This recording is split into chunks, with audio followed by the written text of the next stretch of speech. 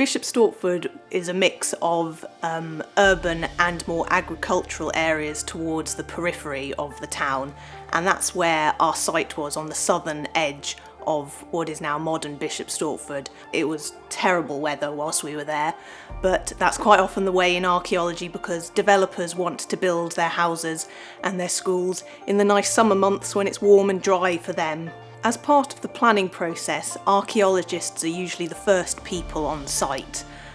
We tend to turn up covered in high-vis with very large machines with us, big diggers, dump trucks. And that's how we do our archaeology, because in order to find it, you have to remove the modern topsoil first. Hunters have been moving through the landscape of Bishop Stortford for thousands of years, and we got evidence for that on our site when we found an arrowhead in the ground. 4,000 years ago, somebody made this arrow. 4,000 years later, we found this in the ground during our excavation. And this was covered in mud. It was probably a wet day. It was lucky to be found. And the archaeologists that found it did a great job in bagging it up, labelling it, marking exactly where it came from in the ground. And it was shipped back to the office where it was cleaned and looked after until we can get it to a specialist who can then look at this tool, and then they can tell us exactly the context that it would have been used in. So we've got some Iron Age pottery here, which is about from 2,500 years ago, which came from the site. Iron Age pottery is really nice because it's very tactile when you feel it. It's quite rough, and it's always quite nice when you pull pottery out of a feature when you're digging, because you're essentially the first person to hold that for quite a few thousand years, and that's quite cool, really. This is a piece of Roman everyday pottery. As you can see, it's been stuck back together. The Romans in particular, they're quite messy people. They throw a lot of stuff away, and so they just chuck it out their window, essentially, into a ditch, you know, wherever's out the way, and so it just sort of sits there for ages, and after a certain amount of time, you know, years and years, things get rolled around in the ground, eroded, they end up in ditches, and so that's how we find them. Another type of pottery which the Romans had a lot, which is very different to that everyday wear, is this little thing here. This is much nicer pottery, higher status.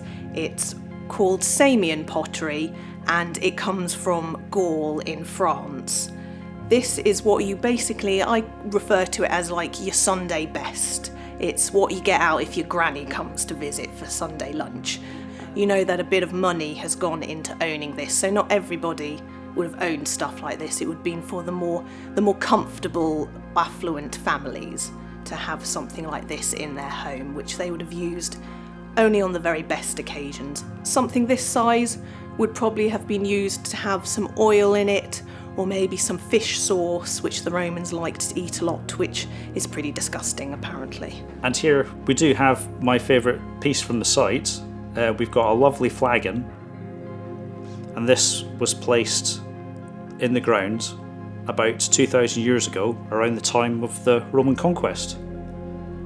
And this vessel has come all the way from northern France.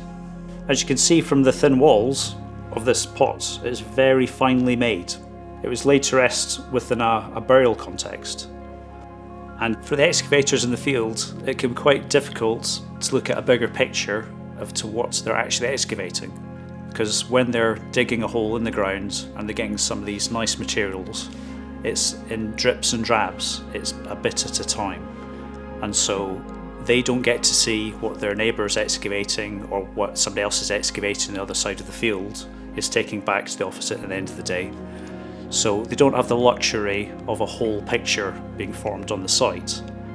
It's only when you get back to the office and the people that are sitting there each day washing the finds and cataloguing them, and then marrying that with the site records that are being generated, all the paperwork, that the people like myself in the post-excavation side of things can start to join the dots.